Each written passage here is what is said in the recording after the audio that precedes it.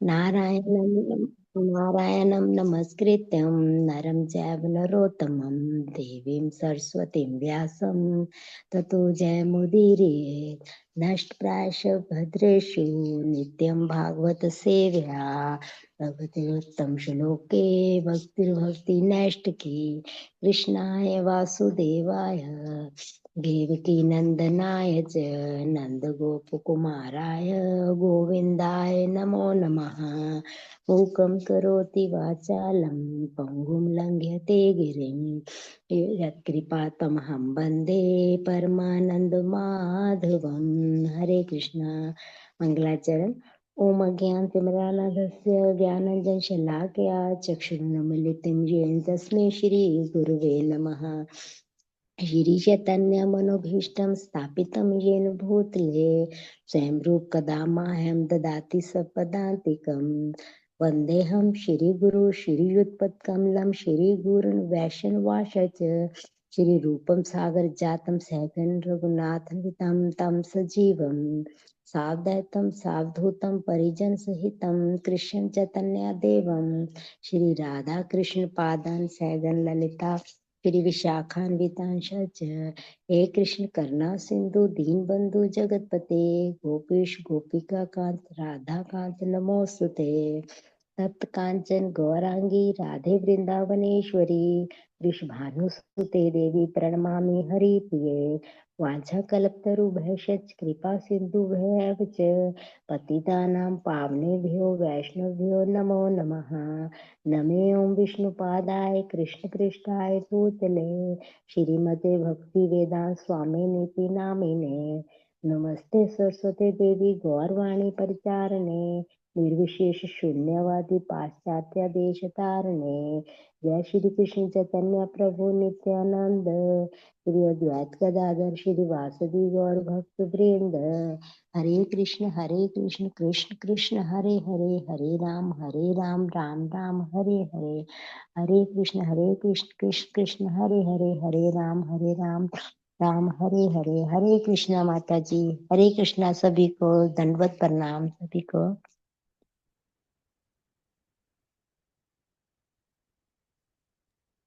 हरे हरे कृष्णा कृष्णा। माता जी। माता जी दंडवत प्रणाम। हरे धन्यवाद इंदु कृष्णा। शर्मा माता जी, आज का जप और आज का प्रार्थनाएं करने के लिए आपका बहुत बहुत धन्यवाद। और सभी डिवोटीज का हार्दिक अभिनंदन है आज के इस्कॉन अयोध्या के प्रातःकालीन जप सत्र में। हरे कृष्णा। हरे कृष्णा। हरे हरे कृष्ण कृष्ण माता हरे माता जी कृष्णा दंडवत माता जी। प्रणाम। हरे हरे कृष्ण माता कृष्णा। दंडवत दंडवत प्रणाम। Yes, now it's time for Prabhupada's quote. तो आज का कोट है, प्रभुपाद जी कहते हैं, यदि आप सफलता अथवा विफलता दोनों में स्थिर रहते हैं तो आप योगी हैं। सफलता अथवा विफलता की चिंता मत करो, भगवान की ओर से कार्य करो। और यदि आप अपनी स्थिति में दृढ़ रहते हैं तो आध्यात्मिक स्तर पर आपका कार्य सफल होगा। न्यूयॉर्क, 1 अप्रैल 1966। तो यहाँ पर प्रभुपाद जी बता रहे हैं कि कर्म करना हमारे अधिकार क्षेत्र में है, जबकि कर्म का परिणाम क्या होगा वो हमारे अधिकार क्षेत्र में नहीं है। हम अच्छे से अपना 100% देना देना चाहिए हमें, और उसके बाद हमें रिजल्टेंट क्या मिलने वाला है उसमें हमें इतना नहीं करना चाहिए। भगवान अर्जुन को भी बताते हैं कि हे पार्थ, तुम कर्म करो, कर्म के फल की इच्छा वो आप मुझ पर छोड़ दो, है ना। और सफलता मिल रही है या असफलता मिल रही है, अगर हम इसी में पड़े रहेंगे तो कर्म करने का जो क्वालिटी है हमारा, उसमें हमारा ध्यान नहीं रहेगा कि हम कर्म अपना 100% दे रहे नहीं दे रहे। हमारा मन कहाँ अटका रहेगा? कर्म फल में, कि मेरे को परिणाम स्वरूप क्या मिलने वाला है। और हम अगर इसमें ही अटके रहे तो फुल अटेंशन हम अपने कर्म में नहीं दे पाएंगे। और क्या होता है कि जब हम सफलता विफलता से ग्रसित रहते हैं, उसके परिणामों से के चिंता में लगे रहते हैं, तो क्या होता है कि अगर बाय चांस जैसा हमने सोचा है वैसा नहीं हुआ, तो क्या होता है कि फ्रस्ट्रेशन आती है ना। भगवान कहते हैं कि जब काम इच्छा पूरी नहीं होती है, तो व्यक्ति क्या होता है, उसको आक्रोश आता है, गुस्सा आता है। गुस्सा आने से क्या होता है कि जो मति है, वो बुद्धि जो है, वो अपना कार्य नहीं करती है। और जब बुद्धि अपना कार्य नहीं करती तो विवेक मर जाता है। विवेक मर जाता है, दैट मीन्स कि हम अपने लाइफ के डिसीजंस, क्या सही है क्या गलत है, वो डिसीजंस हम सही से नहीं ले पाते हैं। और इस तरह से क्या होता है कि जब हम डिसीजन सही नहीं लेंगे, हमें ये नहीं पता चलेगा कि सही गलत का हम निर्णय नहीं कर पाएंगे, डिसाइसिव नहीं हो पाएंगे।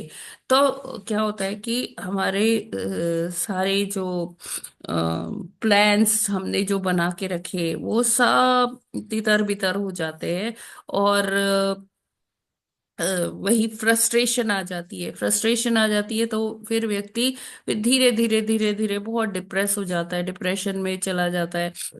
और उसका उसको लगता है कि अभी ये जीवन उसके किसी काम का नहीं है। उसे एकदम समझ में नहीं आता कि आगे क्या करना है। जैसे अर्जुन कहता है कि मेरा गांडीव मेरे कंधे से सरका जा रहा है, पसीना आ रहा है, मेरा गला चोक हो रहा है, मैं बोल नहीं पा रहा हूँ। अभी अर्जुन को कुछ समझ में ही नहीं आ रहा था कि करना क्या है। तो अर्जुन तो मतलब ये क्यों कर रहे थे कि इसलिए कि वो हमें समझा सके, है ना। भगवान के अनन्य भक्त थे, उनको भगवान पर पूरा विश्वास था, भगवान पर, भगवान की अनन्य भक्ति करते थे। तो उनको पता था कि कहाँ जाना है। लेकिन हम जो हैं, अभी हमारी भक्ति भी कच्ची पक्की ऐसे ही है। और हम इतनी अनन्य भक्ति भी नहीं कर पा रहे। कलयुग के वासी हैं, मंद सुमंद है। तो क्या होगा अगर ऐसी स्थिति हो गई, है ना। तो क्या होगा कि हम फिर उसमें से उबर नहीं पाएंगे। माया की दलदल में एक बार गिरे तो गिरते ही चले जाएंगे। तो यहाँ पर हमें ये गीता में जैसे भगवान ने बताया है हमको, तो हमें उसी तरह से करना चाहिए कि कर्म करने पर हम ज्यादा बल दें, ना कि उसके क्या फल मिलने वाला है हमें। हमें उसमें आसक्ति नहीं होनी चाहिए। और भक्त अपनी भक्ति भगवान को कैसे, मतलब कैसे हम दिखा सकते हैं कि हम भगवान के शरण में है, शरणागति ली हुई है हमने, ना। तो चाहे सुख आए चाहे दुख आए, तो हमें समभाव में होना चाहिए। अगर सुख आ रहा है तो कई लोग देखिए बहुत सेलिब्रेट करते हैं, बहुत ज्यादा पार्टी करते हैं, डांस करते हैं, सबको बताते हैं देखो मैं सफल हो गया, या कुछ भी, मेरी नौकरी लग गई, मेरे इट कैन बी एनीथिंग। और विफल होते, असफलता होती है तो बहुत ज्यादा दुखी हो जाते हैं। और डिप्रेशन तक में चले जाते हैं, है ना। कई लोग क्या करते हैं, सुसाइड का अटेम्प्ट कर लेते हैं। और बिना सोचे समझे ये सब डिसीजंस ले लेते हैं। तो सुख दुख तो क्या है, ये सफलता विफलता क्या है, ये एक चक्र की तरह है, ये द्वैत है। ये एक नहीं होते, ये युग्म होते हैं, ड्यूअल होते हैं, दो दो के ये मतलब पेयर होता है कि सुख के साथ हमेशा दुख फॉलो करेगा ही, दुख के बाद हमेशा सुख आएगा ही आएगा। जैसे दिन के बाद रात आती है, गर्मी के बाद सर्दी आती है, फिर सर्दी के बाद गर्मी आती है, दिन के बाद रात, रात के बाद दिन। तो उसी तरह से भगवान कहते हैं कि ये जो सुख और दुख है, ये एक चक्र है। हम हमारे चाहने से कोई भी दुख की दुख की डिमांड नहीं करता, दुख आ जाए ऐसा भगवान से प्रार्थना ही नहीं करता है कि भगवान मुझे दुख दे दो, है ना। लेकिन फिर भी दुख आता है, और सुख की कामना सभी करते हैं। तो ऐसा नहीं है कि हमेशा सुख ही रहता है, चाहे कोई कितना भी धनी धनाढ्य व्यक्ति क्यों ना हो, उसके जीवन में भी सुख दुख आते रहते हैं। या कोई बहुत पॉवर्टी में हो, गरीबी में हो, तो उसके जीवन में भी ऐसा नहीं है कि हमेशा दुख ही बना है। दुख के बाद सुख आता है, फिर सुख के बाद दुख आता है, ये चक्र चलता रहता है। तो इसमें हमारे चाहने या ना चाहने से कुछ नहीं होता। हमें इसीलिए समभाव में रहना चाहिए। जो भी कुछ है, हमें ये ध्यान रखना चाहिए कि जो भी कुछ हमारे जीवन में हो रहा है, सफलता आ रही मिल रही है या दुख प्राप्त हो रहा है, वो सब भगवान के परमिशन से, भगवान जब सैंक्शन करते हैं तभी वो आता है हमारे जीवन में, है ना। तो जो भगवान ने सैंक्शन करके दिया है, तो हमें उसे संभाव में स्वीकार कर लेना चाहिए कि जो भी ये है मेरे जीवन में, ये मेरे भलाई के लिए है। कैसी भलाई? आध्यात्मिक जो हमारी यात्रा है, उसमें हमें और अच्छा बनाने के लिए और ज्यादा निखारने के लिए ये सारे सुख दुख आते हैं, हमारी प्यूरिफिकेशन के लिए। तो जब सुख आता है तो हमें बहुत ज्यादा खुश नहीं होना चाहिए, जब दुख आता है तो हमें बहुत ज्यादा दुखी नहीं होना चाहिए। बल्कि जो दुख है या असफलता है, वो इसलिए ऐसा देखना चाहिए कि जैसे सोने को अच्छा अच्छा आभूषण बनाने से पहले और कीमती बनाने से पहले क्या किया जाता है, उसे तपाया जाता है। बिना तपे वो सोना अच्छे अच्छे सुंदर आकार में नहीं बनता, ढलता।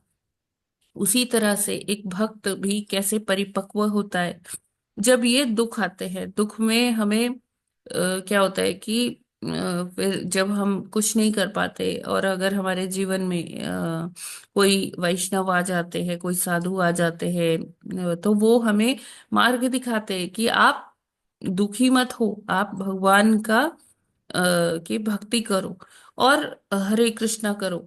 तो ऐसे क्या होता है कि धीरे धीरे क्या होता है, दुख में ही ट्रांसफॉर्मेशन होती है। जब एक भक्त तपता है दुखों में, तो वो परिपक्व होता है।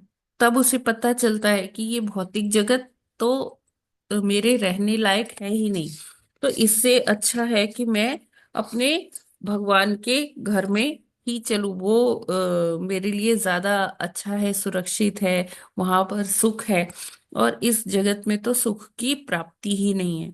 तो इस तरह से चाहे सफलता हो चाहे विफलता हो, हमें भगवान के शरणागत होकर वो समय को यहाँ पर काटना है। क्योंकि हम इस जो भौतिक जगत में आए हैं, तो वो कैसे आए हैं, हम एक कैदी की तरह से आए हैं।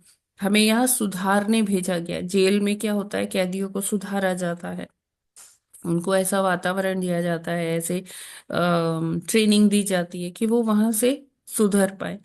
तो यहाँ पर हमें भगवान ने ये मौका दे के भेजा है, मानव देह मिली है हमें, तो ये मौका मिला है कि हम इस भवसागर को हमेशा के लिए यहाँ से मुक्त होकर निकल जाए। लेकिन हम क्योंकि माया में फंसे रहते हैं, हम सोचते हैं कि हमें सुख मिलेगा, एक ना एक दिन तो हमें सुख मिलेगा ही, एक ना एक दिन तो हम सफल होंगे ही। ऐसा नहीं हो सकता कि हम हमेशा विफल ही होते रहें।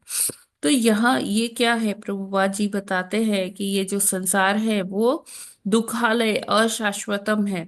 तो जब ऐसी जगह ही दुखालय में ही है हम, तो हम सुख की कामना कैसे कर सकते हैं। हाँ, दुख ना होने की जो अवस्था है, उसको शायद हम सुख समझ लेते हैं। बाकी सुख, जो असली सुख है, वो यहाँ पर तो है नहीं। वो कहाँ है? वो भगवत धाम में है, भगवान के चरणों में है। तो हमें यही अपने जीवन का लक्ष्य समझना चाहिए, बना लेना चाहिए, और उसको भूलना नहीं चाहिए कि हमें यहाँ से हमारा जीवन का लक्ष्य क्या है, वो है भगवत प्राप्ति। और जैसे हम भगवान का प्रेम प्राप्त करेंगे तो हमें वो सुख की अनुभूति होगी इसी शरीर में ही, जब हमारा साक्षात्कार भगवान से होगा। और फिर अंतोगत्वा जब हम वहां पहुंच ही जाएंगे, भगवान के सानिध्य में भगवान की सेवा कर पाएंगे, तो वो अनन्य सुख का मतलब सुख की आप कह लीजिए पराकाष्ठा है, जिसको हम ऐसे इस भौतिक जगत में कल्पना भी नहीं कर सकते। कांट इमेजिन कि वो क्या चीज होगा, इट्स बियॉन्ड वर्ड्स। हम उसको शब्दों में उसकी उसको डिफाइन नहीं कर सकते, उसको परिभाषा नहीं कर सकते उस सुख की। तो प्रभुपा जी यहाँ कहते हैं, यदि आप अपनी स्थिति में दृढ़ रहते हैं, चाहे सफलता मिल रही है या असफलता मिल रही है, दृढ़ता बनाए रखनी है, डिटर्मिनेशन। और यही डिटर्मिनेशन जो है, दृढ़ता जो है, हमें आध्यात्मिक स्तर पर सफल जरूर बनाएगी। हाँ, भौतिक रूप से शायद हम असफल दिख रहे हो, लेकिन ये जो असफलता भी है ना, ये भी हमें लेसन देती है, ये भी हमें शिक्षा प्रदान करती है हमारी लाइफ में, और हमें ये भौतिक रूप से क्या करती है, सॉरी आध्यात्मिक रूप से क्या करती है, सफल बनाती है। तो प्रभुपाद जी के आज के कोट से हम यही सीखते हैं कि सफलता और विफलता दोनों ही भगवान के भगवान ग्रांट करते हैं, तभी आती है। और हमें इसको भगवत प्रसाद मानकर, गुरु की कृपा से हमें ये वो विफलता का टाइम भी पार कर लेना है भगवान की शरणागति में। हरे कृष्ण कृष्ण कृष्ण हरे हरे, हरे राम राम राम हरे हरे। तो हम इस तरह से अगर हम अपना जीवन ऐसे ही व्यतीत करेंगे कि जो भी हमारे जीवन में हो रहा है वो भगवान की स्वीकृति से हो रहा है, तो हमें दुख नहीं होगा, विषाद की स्थिति नहीं होगी, और हम हमेशा अपनी भक्ति में दृढ़ बने रहेंगे। हरे कृष्णा। जगत गुरु श्रील प्रभुपाद की जय। ये क्लियर है ना? जी माता जी। हाँ माता जी, सुख दुख गर्मी सर्दी सब में समभाव रहना चाहिए। जो व्यक्ति समभाव है उसकी भक्ति प्राप्ति निश्चित है, और दृढ़ रहना चाहिए निश्चित में। अगर सब कर्म में तथा भक्ति में भी दृढ़ रहेंगे तो भगवत प्राप्ति अवश्य ही होगी। तथा कर्म करना अधिकार में है, फल प्राप्त करने के अधिकार नहीं है हमारा। हरे कृष्ण। हरे कृष्णा प्रभु जी। माता जी, हमारा एक प्रश्न है। आप कहते हैं कि फल की अपेक्षा ना करें, जी जी। किंतु किंतु जब हम भक्ति में भी आते हैं तो हमें ये बताया जाता है कि आप जप करो, आप पाठ करो, भक्तों का संग करो, आपको भगवत प्राप्ति मिलेगी। तो हम हमें तो गोल दिखा के ही आ, भक्ति में लाया जाता है कि तुम्हें भगवान मिल जाएंगे। यस, अगर हमें एब्सोल्युटली ये करेक्ट। बोला जाए, अगर ज्यादातर लोगों को ये बोला जाए कि आप केवल भक्ति करो, आपको भगवान मिलेंगे कि नहीं मिलेंगे, चाहे नहीं भी मिले तो भी आप भक्ति करो। राइट, वेरी लेकिन राइट। ऐसा राइट। ऐसा बोल अगर आप ऐसा बोलोगे तो बहुत कम लोग जो है वो भक्ति करना स्टार्ट करेंगे। क्यों? क्योंकि देखिए। हमको भगवान भी नहीं मिल रहे फिर भी हम हाँ, भक्ति कर रहे हैं, ये ऐसे लोग सब मिलेंगे। एग्जैक्टली। लेकिन अब जब देखिए गोल देखिए। दिखाते हो कि नहीं यस आपको, Mata ji, I have understood your question. हाँ, तो आप माता जी का प्रश्न है कि हमें कर्म करना चाहिए, फल की इच्छा नहीं करनी चाहिए।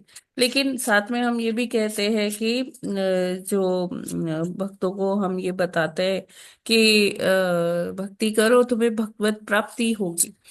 तो हमें यहाँ पर ये समझना होगा कि जब हम भौतिक कर्म कर रहे हैं, भौतिक फल के लिए हमें नहीं जाना चाहिए। क्योंकि भौतिक फल कैसा है, जो भौतिक फल है, मान लीजिए किसी को अच्छी नौकरी मिल गई, या किसी का किसी की चिंता थी, उसकी बेटी का विवाह नहीं हो रहा, बेटी का विवाह हो गया, किसी के नाती हो गए, पोते हो गए, या किसी का बहुत महल जैसा घर बन गया। तो ये सब क्या है, भौतिक उपलब्धियां हैं, भौतिक फल है। व्यक्ति सोचता है कि ये कर्म करेंगे तो उससे ये वाले फल मिलेंगे। लेकिन ये फल कैसे है? ये फल है नश्वर। ठीक है। ये फल जो है हमारी जैसे मृत्यु होगी उसके बाद ये सब हमारे साथ नहीं जाएंगे। हाँ, लेकिन क्या होता है कि हमें अपने जीवन का लक्ष्य तो बनाना ही है ना, कि हमें जो आध्यात्मिक दृष्टि से है, जब तक हमें लक्ष्य का पता ही नहीं होगा तब तक हम लक्ष्य तक पहुंचेंगे कैसे? तो वहां फल के अपेक्षा हमें क्या सोचना चाहिए? लक्ष्य सोचना चाहिए कि मेरे जीवन का लक्ष्य क्या है, दैट इज भगवत प्राप्ति। ठीक है। और ऐसा लक्ष्य बनाने में कोई समस्या नहीं है ना। ये तो हमारे जीवन का एम होना ही चाहिए। ठीक है। तो बहुत डिफरेंस है भौतिक फलों में और आध्यात्मिक फल। और ये फल ही नहीं, ये क्या है? लक्ष्य है।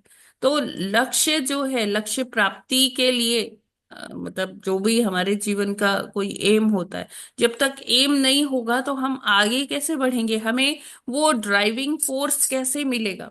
तो भक्त क्या चाहता है? भक्त चाहता है कि भगवान की सेवा मिले। एक ये भी फिलॉसफी है कि भगवान की सेवा मिले चाहे किधर भी हो। भक्त ये नहीं कहता कि नहीं भगवान मुझे अपना धाम ही दे दो। इवन वो नर्क में भी जाने को तैयार है। अगर भगवान की सेवा मिल रही है ना, तो वो नर्क में भी जाने को तैयार है। तो एक प्रसंग आता है कि जनक जी, सीता माता जी के पिताजी, जब यहाँ से अपनी लीला पूर्ण करके जाने वाले थे भगवत धाम, तो उनके लिए बहुत सुंदर सा एक विमान आया वैकुंठ से। और वो उसमें बैठकर जा रहे थे। तो जब वो बैठकर जा रहे थे ना, तो क्या हुआ कि रास्ते में जब नर्क लोक आया तो वहां वो सुन रहे थे, बड़ी चीत्कार आ रही थी, लोग चिल्ला रहे थे, उनको यातनाएं दी जा रही थी। तो वो चीख रहे थे। तो जब जनक जी के शरीर से हवा छूकर उधर नर्क की तरफ गई ना, तो वो वहां पर जो लोग तड़प रहे थे, चीख रहे थे, उनको बहुत आनंद की अनुभूति हुई। और वो स्वतः ही क्या कहने लगे? राम राम। तो जनक जी ने देखा कि क्या हुआ, अभी चिल्ला रहे थे और अभी ऐसे हो गया। तो उन्होंने जो विमान वाहक थे, तो उनसे पूछा, जो चालक थे, कि ये क्या हुआ। तो उन्होंने बताया कि क्योंकि आप इतने पायस है, आप इतने धार्मिक पुरुष है, राम का नाम हमेशा जपते रहते हैं, तो आपके शरीर से छूकर जो हवा नर्क तक गई तो वहां उन्होंने सुख की अनुभूति की। तो जनक जी एकदम तुरंत खड़े हो गए, कहते रोको रोको, विमान रोको। कहते मेरे को वहां ना प्रीचिंग करने जाना है, मैं वहां प्रचार करूंगा नर्क में। तो उन्होंने कहा कि चलो चलो चलो। फिर वो वहां जाते भी हैं। कहते हैं कि यहाँ के लोगों का जो दुख है मुझसे देखा नहीं जा रहा। और ये एक वैष्णव की अ, गुण है कि वो दूसरे व्यक्तियों का दुख नहीं देख पाता। तो उन्होंने वहां पर प्रीचिंग करना शुरू कर दिया, कहते सब बोलो राम राम राम।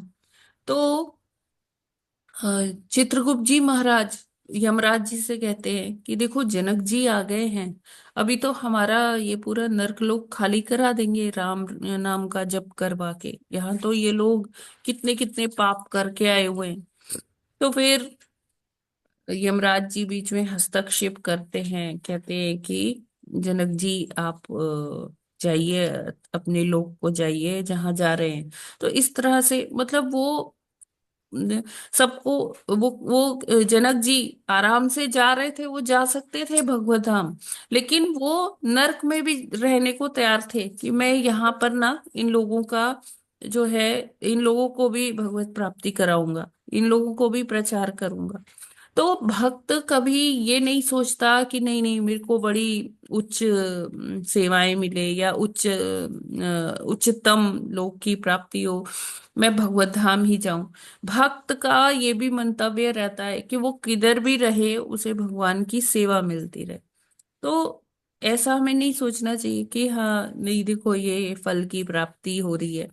फल से रादर इट्स नॉट फल, ये एक एम है, लक्ष्य है हमारे जीवन का। Is it okay, Mataji? Have I answered your question? जी माता जी, हरे कृष्ण। हरे कृष्ण। आप कहाँ से है माताजी? मैं झारखंड से हूँ। झारखंड से। ओके, हरि बोल। हरे कृष्ण। हरे कृष्ण माताजी। ठीक है, तो हम लोग आगे बढ़ते हैं। 30वां श्लोक करना है ना आज? जी माता जी, तीसरा। ठीक है, पढ़िए बात। हरे कृष्ण। स्वीयं वाक्यमृतं कर्तुं वर्तिर्नो असि मे गृहे चिकीर्षि भगवान् ज्ञानं भक्तानां मानवर्धन। हरे कृष्ण। हरे हरे कृष्णा। हरे कृष्ण। स्ववीयं वाक्यमृतं कर्तुं वतीर्णो असि मे गृहे चिकीर्षु भगवान् ज्ञानं भक्तानां मानवर्धनम्। हरे कृष्णा। दंडवत प्रणाम माता जी। हरे हरे कृष्ण। कृष्ण। स्वीयं वाक्यमृतं कर्तुम् अवतीर्णोऽसि मे गृहे चिकित्सु भगवान् ज्ञानं भक्तानां मानवर्धनः। हरे कृष्ण। हरे कृष्णा, सभी को दंडवत प्रणाम। स्वीयं वाक्यं ऋतं कर्तुम् अवतीर्णा असि मे गृहे चिकीर्षु भगवान् ज्ञानं भक्तानां मानवर्धना। हरे कृष्णा। हरे कृष्णा, सभी को दंडवत प्रणाम। स्वकीयं वाक्यमृतं कर्तुमतीर्णोऽस्मि मे गृहे चकिरेषु भगवान् ज्ञानं भक्तानां मानवर्धनः। हरे कृष्णा। हरे हरे कृष्णा। कृष्ण। श्रीयं स्वीयं वाक्यं श्रीयं स्वीयं वाक्यमृतं वाक्यमृतं कर्तुम् मे अवतीर्णो गृहे अस्ति गृहे चिकीर्षुर्भगवान् ज्ञानं भक्तानां मानवर्धनः। हरे कृष्णा। हरे कृष्णा। श्रियं वाक्यमृतं कर्तुमतीर्णो असि मे गृहे चिकीर्षु भगवान् ज्ञानं भक्तानां मानवर्धना। हरे कृष्णा। माता जी, हरे प्रभु जी कृष्ण। सलाम। स्वीयं वाक्यमृतं कर्तुम् अतीर्णो असि मे गृहे चिकीर्षुर्भगवानं ज्ञानं भक्तानां मानवर्धनः। हरे कृष्णा। हरे कृष्ण। हरे कृष्ण। पढ़ लीजिए माता जी, पढ़ लीजिए। नहीं माता जी, आप पढ़ लीजिए। शुक्रिया माता जी। स्वयं वाक्यामृतं कर्तुं वितीर्णोऽसि मे गृहे चिकीर्षु चिकीर्षु भगवान ज्ञानम भक्तानां मानवर्धनः। हरे कृष्णा। सभी को दंडवत प्रणाम। हरे कृष्ण। सभी भक्तों को सव्यम वाक्यम वृत्यम कर्तुम अवतीर्णः असि में ग्रह चिकिकेशु भगवान ज्ञानम भक्तिनाम मानवर्धन। हरे कृष्ण। हरे कृष्ण। स्वीयं वाक्यमृतं कर्तुं वर्तीर्णोऽसि मे गृहे चिकीर्षुर्भगवान् ज्ञानं भक्तानां मानवर्धनः। हरे कृष्ण माता जी, दंडवत प्रणाम। सभी भक्तों को सादर प्रणाम। हरे कृष्णा। स्वीयं वाक्यमृतं कर्तुम् अवतीर्णम् असि मे गृहे चिकीर्षु भगवान ज्ञानं भक्तानां मानवर्धना। हरे कृष्णा, सभी को दंडवत प्रणाम। हरे कृष्ण। स्वीयं वाक्यमृतं कर्तुम वतीर्णो असि मे गृहे चिकीर्षुर्भगवान् ज्ञानं भक्तानां मानवर्धनम्। हरे कृष्ण।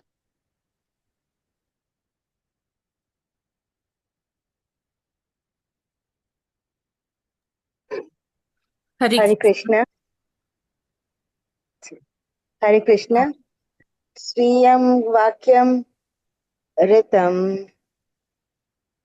कर्तुम् अवतीर्णः असि असीमे गृहे चिकीर्षु भगवान् ज्ञानं भक्तानां मानवर्धनः। हरे कृष्णा। हरे कृष्णा। यस, कौन पढ़ना चाहते? माता जी, माता जी मैं प्रभु पढ़ूं? जी, माता जी मैं पढ़ूं? पढ़ लीजिए माता जी। हरे कृष्णा।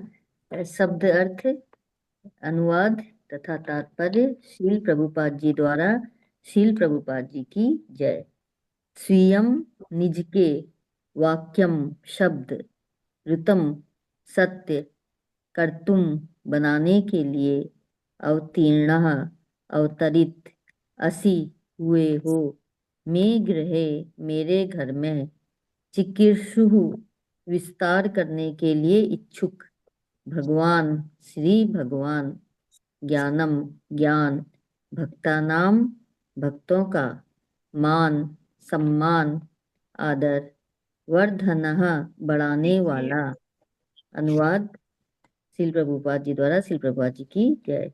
करदम मुनि ने कहा, सदैव अपने भक्तों का मानवर्धन करने वाले मेरे प्रिय भगवान, आप अपने वचनों को पूरा करने तथा वास्तविक ज्ञान का प्रसार करने के लिए ही मेरे घर में अवतरित हुए हैं। तात्पर्य, करदम मुनि को योग साधना के बाद जब भगवान उनके समक्ष प्रकट हुए तो उन्होंने वचन दिया कि वे उनके पुत्र बनेंगे। अतः अपने वचन को पूरा करने के लिए ही वे करदम मुनि के पुत्र रूप में अवतरित हुए। उनके प्रकट होने का अन्य कारण था चिकीर्षुर भगवान ज्ञानम ज्ञान का वितरण करना।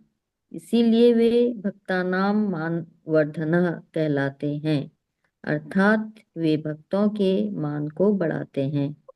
सांख्य का वितरण करके वे भक्तों का मानवर्धन करेंगे। अतः सांख्य दर्शन कोरा शुष्क ज्ञान नहीं है। सांख्य दर्शन का अर्थ है भक्ति योग। यदि सांख्य भक्ति योग के हेतु नहीं था तो भक्तों का मान किस प्रकार बड़ा होता। ये भक्त ज्ञान में रुचि नहीं रखते। अतः कपिल मुनि द्वारा प्रतिपादित सांख्य मनुष्य को उनकी भक्ति में दृढ़ बनाने के निमित्त है। असली ज्ञान तथा वास्तविक मुक्ति तो श्री भगवान की शरण में जाना और उनकी भक्तिमय सेवा में तत्पर होना है। हरे कृष्णा। हरे कृष्णा। थैंक यू माता जी। तो यहाँ पर क्या बता रहे हैं कि भगवान इतने कृपालु हैं, इतने दयालु हैं कि वो कदम मुनि कहते हैं कि वो अपना प्रॉमिस पूरा करने के लिए, जो उन्होंने वरदान दिया था वो पूरा करने के लिए स्वयं ही अपने भक्त के घर में अवतरित होते हैं, है ना। और इससे क्या होता है कि एक भक्त का यश बढ़ाते हैं, भक्त को क्रेडिट देते हैं, भक्त का मान वर्धन करते हैं। वर्धन मतलब बढ़ाना। तो अपने मान का, अपने भक्त का मान बढ़ाया। कदम मुनि कहते हैं कि सदैव अपने भक्तों का मान वर्धन करते हैं। इसको हम और भी कैसे समझ सकते हैं? जैसे हम कहते हैं कि शिव जी कौन है? भगवान के परम भक्त हैं, परम वैष्णव हैं।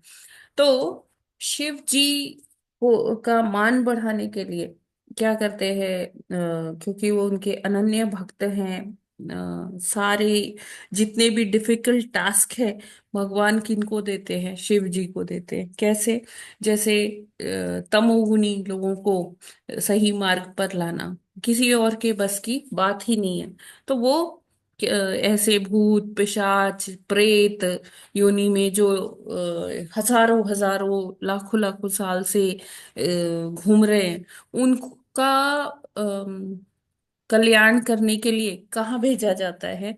शिव जी के पास भेजा जाता है। और भी जितने भी ये डिफिकल्ट टास्क है, अब मान लीजिए ये विष पीना था, जब समुद्र मंथन हुआ तो शिव जी ही आगे आए और कोई नहीं आया। तो सारे ऐसे जो डिफिकल्ट टास्क होते हैं वो भगवान की प्रसन्नता के लिए शिव जी करते हैं। तो भगवान भी शिव जी का मान बढ़ाते हैं। कैसे बढ़ाते हैं?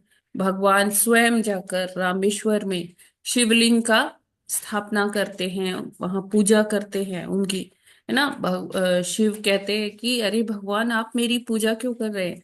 आप तो मेरे ईश्वर हैं, राम ईश्वर हैं जिसके, है ना। तो कहते हैं कि नहीं नहीं, रामेश्वरम का क्या अर्थ है कि राम के ईश्वर। तो वो अपने भक्त का मान बढ़ाने के लिए भगवान ऐसे करते हैं। और इसी तरह से हम देख सकते हैं कि हनुमान जी सदैव भगवान की आज्ञा के लिए तत्पर रहते हैं। भगवान जो भी टास्क होता है वो जो देते हैं, हनुमान जी उसको पूरी तन्मयता से, पूरी दृढ़ता से करते हैं। तो तभी हम देखते हैं कि जितने मंदिर हनुमान जी के हैं, आपको हर गली हर नुक्कड़ पे हनुमान जी का टेम्पल मिल जाएगा। उतने टेम्पल भगवान के खुद भी नहीं है, है ना।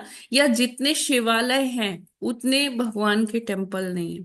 तो इस तरह से भगवान अपने भक्तों का सदैव मानवर्धन करते रहते हैं। और अपने वचन को पूरा करने के लिए करदम मुनि यहाँ बता रहे हैं कि वो भक्तों के घर भी आते हैं, और उसके साथ साथ कुछ उनका अपना भगवान का प्रयोजन भी होता है कि वो कुछ सिखाने भी आते हैं। जैसे कपिल देव क्या सिखाने आ रहे हैं? सांख्य दर्शन, सांख्य के बारे में लोगों को बताने आ रहे हैं। और ये बता के ही वो भक्तों का मानवर्धन करेंगे। क्यों? क्योंकि जब लोग सांख्य पढ़ेंगे तो सांख्य से उनको भक्ति करने की प्रेरणा मिलेगी, क्योंकि सांख्य का मेन जो उद्देश्य है वो क्या है? भगवत प्राप्ति है। और सांख्य पढ़कर जब ये भक्त बनेंगे तो उनका मानवर्धन होगा। तो यहाँ पर देखिए, जैसे प्रभुपाद जी टीका में लिखते हैं तात्पर्य में,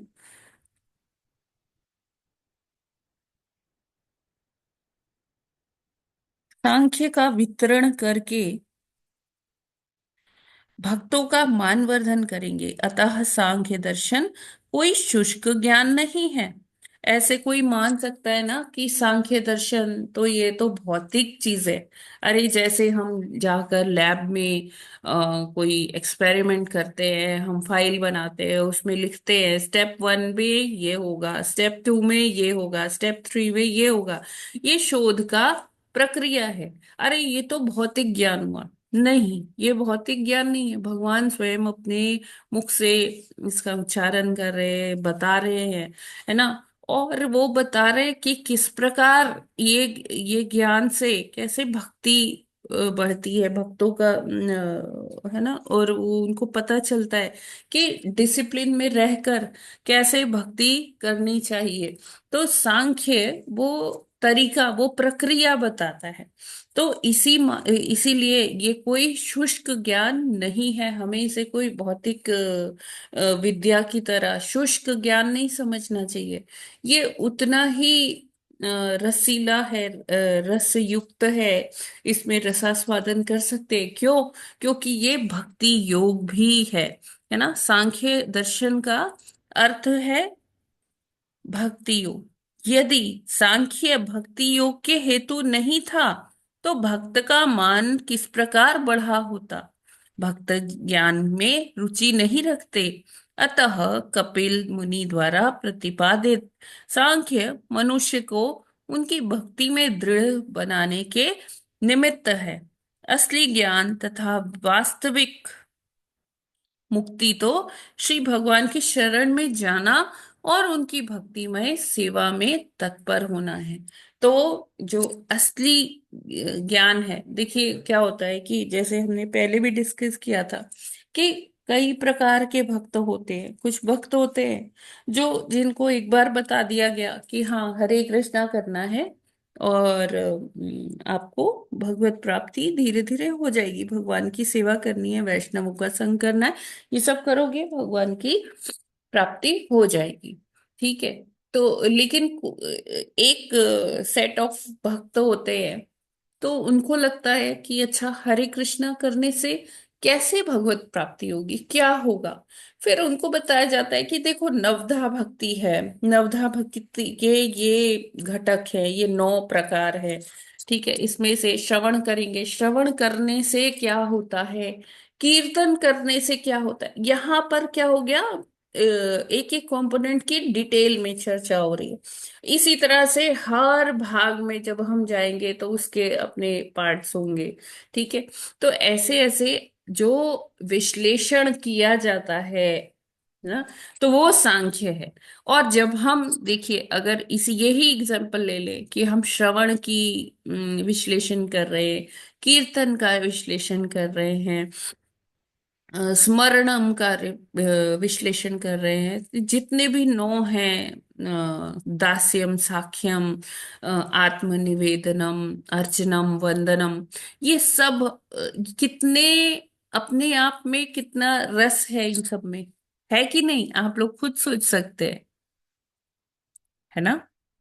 हरे कृष्णा। हाँ माता जी। जी हाँ माता जी। जी। तो तो यहाँ से हम ये समझ सकते हैं कि ये जो सांख्य दर्शन है, ये कोई कोरा शुष्क ज्ञान नहीं है, ये रसयुक्त है। ठीक है। इसको हमें भौतिक विद्या से कंपैरिजन नहीं करना चाहिए कि अब कोई कह दे कि चलो जी ज्योमेट्री पढ़ो, ट्रिग्नोमेट्री पढ़ो, है ना। हाँ, लोगों का उसमें भी इंटरेस्ट होता है, ऐसा नहीं है, लेकिन कुछ लोगों का नहीं भी होता है ना। तो ये क्या है, मतलब जैसे हम कहते हैं कि अरे ट्रिग्नोमेट्री का हम कहाँ यूज कर रहे हैं, पाइथागोरस थ्योरम का हम कहाँ यूज कर रहे हैं, अलजेब्रा का हम कहाँ यूज कर रहे हैं अपने जीवन में। तो वो ऐसे प्रतीत होता है कि हाँ, ये क्या है, शुष्क ज्ञान है। ठीक है, मान लिया, ये भौतिक विद्या शुष्क ज्ञान है। लेकिन जो भक्ति है वो तो रसयुक्त है ना। और ये जो सांख्य दर्शन के माध्यम से भगवान हमें क्या दे रहे हैं, वो हमें भक्ति ही प्रदान करने के लिए आए हैं। ठीक है, ये क्लियर है, इसमें कोई डाउट? हाँ माता जी, डाउट है। यस। भक्ति तो रस युक्त है, यस। क्योंकि इसमें विश्लेषण के आधार पर बताया गया है कि नौदा भक्ति में हर एक भक्ति कितनी जो है किस तरह से है और किस तरह से नहीं, आनंदित मैंने करती ये है। एक एग्जाम्पल दिया प्रभु जी, और अच्छा बहुत कुछ है इसमें, जस्ट वन हाँ, एग्जाम्पल मैंने कोट किया। अच्छा माता जी। हाँ। तो ये जो है भक्ति और ये सांख्य के आधार पर जो है जो ज्ञान दिया वो एक ही बात है, भगवत प्राप्ति इसका एम है। हाँ। और जब भगवान के शरणागत होंगे, भगवत भक्ति तो ऐसे तभी प्राप्त होगी। लेकिन माता जी, ये जो आया है कि कुछ लोगों को बता दिया गया, जैसे कि ज्यादा उनमें ज्ञान नहीं है लेकिन भगवत भक्ति करना चाहते हैं, देखकर या मंदिरों में बैठकर या संघ जी। के साथ, कि हरि नाम जपो, हरे कृष्ण कृष्ण कृष्ण हरे हरे, हरे राम हरे राम। और ऐसा एग्जाम्पल चैतन्य महाप्रभु ने भी दिया है कि मेरे गुरु ने मुझसे कहा हाँ। कि हरे कृष्ण हरे नाम का लो। तो इसको शुष्क शुष्क भक्ति क्यों कहा गया है? इसमें भी तो रस है, इसमें पूरा पूरा रस है, नहीं, विश्लेषण इसको नहीं किया। शुष्क नहीं कहा गया, भौतिक ज्ञान को शुष्क कहा गया है। अच्छा माता जी। भक्ति तो किधर से भी कर लीजिए, वो शुष्क हो ही नहीं सकती। हाँ शुष्क माता जी, ज्ञान भौतिक, जैसे मैं आपको एग्जांपल दे रही थी, कोई बोले ट्रिग्नोमेट्री पढ़ लो, कोई बोले अलजेब्रा पढ़ लो, ये सब जो भौतिक ज्ञान है, हाँ ठीक है माता जी। तो हाँ, ये उसको विश्लेषण के शुष्क आधार कहा पर ही जा रहा भक्ति है। होगी। हरे कृष्ण माता जी। ठीक है ना प्रभु जी, क्लियर है हाँ ना ये? हाँ माता जी, क्लियर है। जी जी जी। और दूसरा जो मानवर्धन की बात है हो रही है कि भगवान जब कर्दम मुनि के घर में स्वयं उनका प्राकट्य होता है, तो इससे ही दोनों माता पिता, देवाहूति माता जी और उनके पिता कर्दम मुनि, दोनों का ही यशवर्धन होता है, मानवर्धन होता है, कि भगवान उनके घर में उनका प्राकट्य हुआ है। राइट। हाँ माता जी, कपिल भगवान आए, उनके घर में मानवर्धन हो गया, बहुत बड़ी बात है। जी। भगवान जो है भक्ति के आधार पे अगर किसी के घर में जन्म ले, लेकिन ये भी आया है कि जो भगवान भक्ति इसलिए देते हैं ताकि भक्तों का मानवर्धन हो। तो यस। भक्त लोग जो भक्ति करते हैं, तो हमारा इसमें मानवर्धन किस तरह से है? मानवर्धन यही है कि भगवान जी की वो भक्ति कर पाए, और भगवान उनसे प्रसन्न होकर उनके घर में अवतरित हुए, उनके घर में प्रकट हुए। अन्य भक्तों के लिए भी माता जी ये मानवर्धन है। जैसे ये तो बड़े मुनि थे और माता जी भी बड़ी जो देखिए, है। तो जो भक्ति करते हैं तो मानवर्धन तो उनका होता ही है ना। कैसे? जैसे शिव जी का एग्जाम्पल कोट किया ना, हाँ माता जी, आगे हनुमान आगे जी का आगे। किया। हाँ माता जी, आगे और आगे। भी जैसे आप देखिए कि जो पंडित जी होते हैं या जो भगवान की भक्ति में लगे होते हैं, तो लोग उनको कितना मान देते हैं। आज भी हमारे यहाँ कोई गेरुआ वस्त्र पहन के आता है तो उसको सम्मान की दृष्टि से देखते हैं कि हाँ, साधु है, साधु है ना। अगर तिलक लगा के हम कहीं स्वयं ही चले जाते हैं तो कितने लोग बिना जाने ही प्रणाम कर लेते हैं। हरे कृष्णा तो बोल ही देते हैं, हरे कृष्णा हरे हाँ कृष्णा। माता जी, आपने एग्जाम्पल दे दिया, क्लियर हो गया ये जी कि भक्तों के मंदिर ज्यादा हैं और भगवान ने अपने कम रखे हैं। ये मानवर्धन किया है, ये तो बड़े बड़े भक्त हैं, लेकिन जो छोटे भी भक्त हैं उनको जी। भक्ति से भगवत प्राप्ति होगी जो उनके शरण हम में कुछ जाने पर, तो नहीं, मानो। हम तो अभी भक्ति का कुछ भी नहीं कर रहे है ना, और हाँ बस तिलक लगा के निकल जाते हैं। तो लोग बड़े इम्प्रेस भी होते हैं। लोग क्या कहते हैं, हरे कृष्णा हरे कृष्णा, मतलब उनके मुख से स्वतः ही निकल जाता है तिलक देख के, है ना। हाँ माता जी, तो बड़े ये भी अच्छे एक भक्तों का किस्म का मानवर्धन किया। मानवर्धन ही है। हाँ माता जी, हरे कृष्ण। यस, नेक्स्ट, अगर और किसी का कोई प्रश्न है क्या? जी बोल। क्लियर है ना सभी को? राइट, नेक्स्ट पढ़ते हैं फिर 31st। तान्येव ते अभिरूपाणि रूपाणि भगवान् अस्त्व आनि आनि च रोचन्ते स्वजनानामरूपिण। हरे कृष्ण। हरे कृष्णा। ताने ते अभिरूपाणि रूपाणि भगवंस्त्व यानि यानि च रोचन्ते स्वजनानां रूपिणः। हरे कृष्णा। हरे कृष्णा। तान्येव तेभिरूपाणि रूपाणि भगवसन्तव यानि यानि चारोचन्ते स्वजनानां रूपिणः। हरे कृष्णा। हरे हरे कृष्णा। हरे माता जी दंडवत प्रणाम सभी को। तान्येव ते भी रूपाणि रूपाणि भगवंस्व यानि यानि च रोचन्ते स्वजनानामरूपिणः। हरे कृष्णा माता जी दंडवत हरे प्रणाम। कृष्णा। हरे कृष्ण। तानि तानि तानि ते ते अभिरूपाणि अभिरूपाणि रूपाणि भगवन् वंशस्त्व यानि यानि च रोचन्ते अस्वजनानामरूपिणः। हरे कृष्ण। हरे कृष्ण। हरे कृष्ण सभी हरे को सादर कृष्णा। प्रणाम। तान्येव ते तान्येव अभिरूपाणि तेभिरूपाणि रूपाणि भगवंस्तव यानि यानि च रोचन्ते स्वजनानामरूपणः। हरे हरे कृष्ण। सादर प्रणाम। हरे कृष्ण माता जी सादर प्रणाम। तान्येव ते रूपाणि रूपाणि भगवन्तस्तव यानि यानि च रोचन्ते स्वजनानाम रूपिणः। हरे कृष्ण सभी को सादर प्रणाम। हरे हरे कृष्णा। तान एव ते अभिरूपाणि रूपाणि भगवंस्तव यानि यानि च रोचन्ते स्वजनानां हरे कृष्णा। हरे हरे कृष्णा। कृष्णा। तान्येव तेऽभिरूपाणि रूपाणि भगवन् स्वतः यानि यानि च रोचस्ते स्वजनानाम रूपिणीः।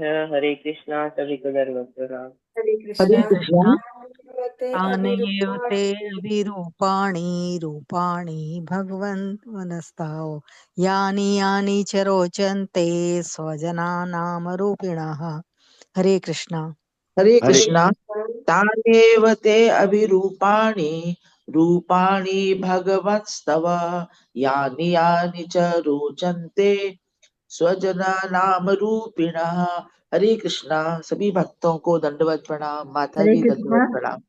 हरे कृष्णा। तान्येतेभिरूपाणि रूपाणि भगवंस्तव यानि यानि च रोचन्ते स्वजनानां रूपिणः।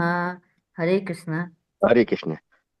तान्येव ते अभिरूपाणि रूपाणि भगवन् स्तव यानि यानि च रोचन्ते स्वजना नाम रूपाणि है। हरे कृष्ण। हरे कृष्णा। हरे कृष्णा सभी भक्तों को।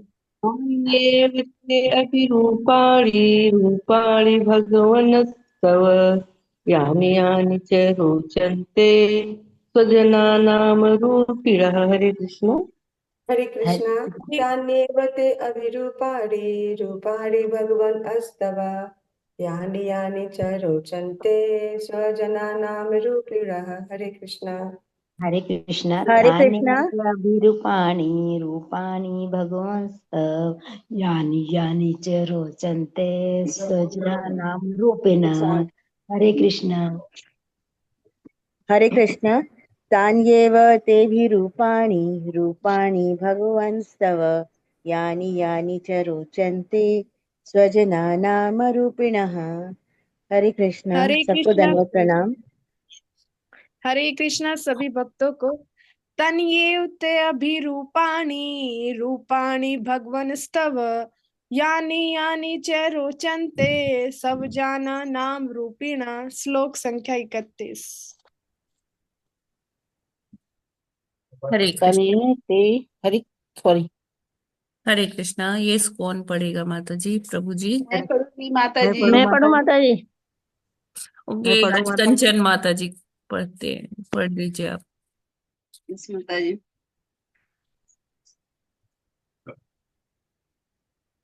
अर्थ मैं का पढ़ूं? तात्पर्य श्रीला प्रभुपाद जी के द्वारा। श्रीला प्रभुपाद जी की जय। तानी वे एव सचमुच में सचमुच ते तुम्हारे अभिरूपाणी अनुकूल रूपाणी रूप भगवान हे भगवान। अरे हाँ, तब तुम्हारा यानी यानी जो जो च तथा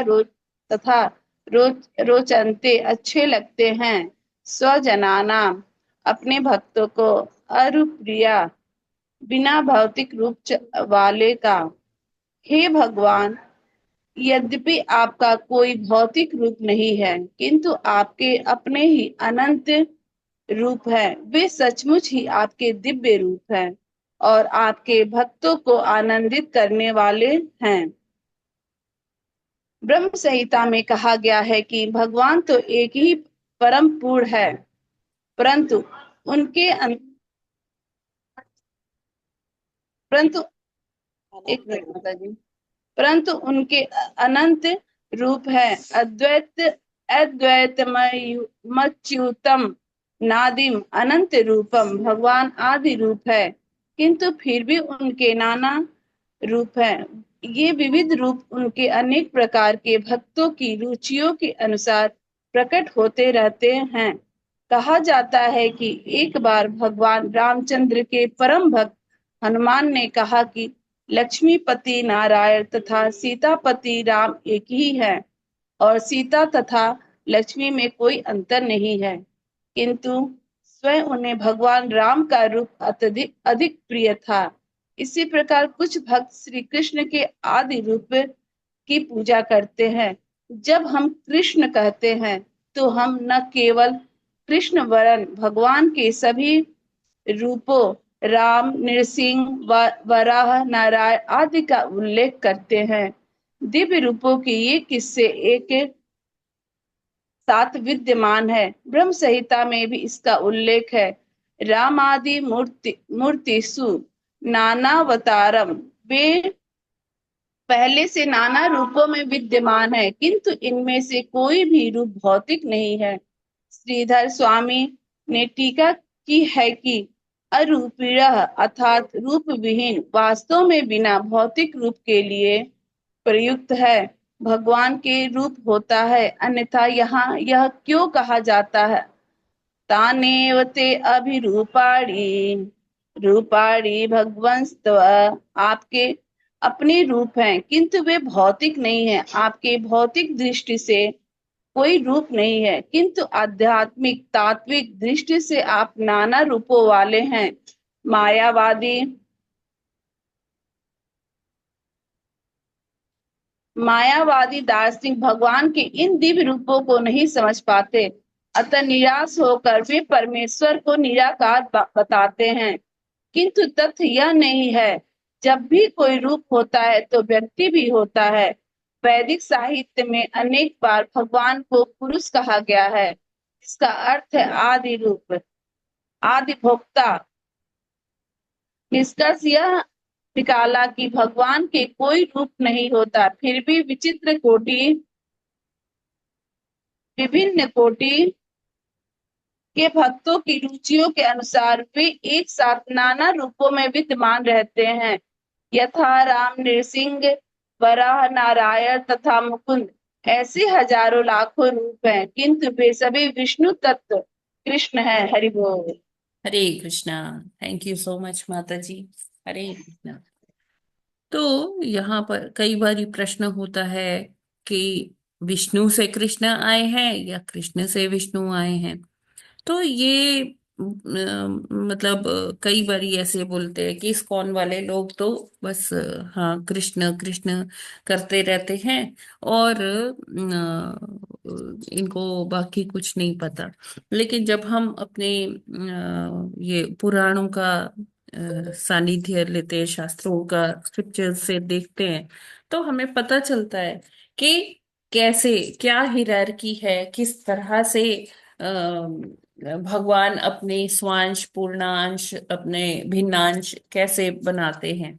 तो उसमें अब भगवान खुद अपना विस्तार भी कर लेते हैं। जैसे भगवान अपना प्रथम विस्तार करते हैं बलराम जी में, ठीक है।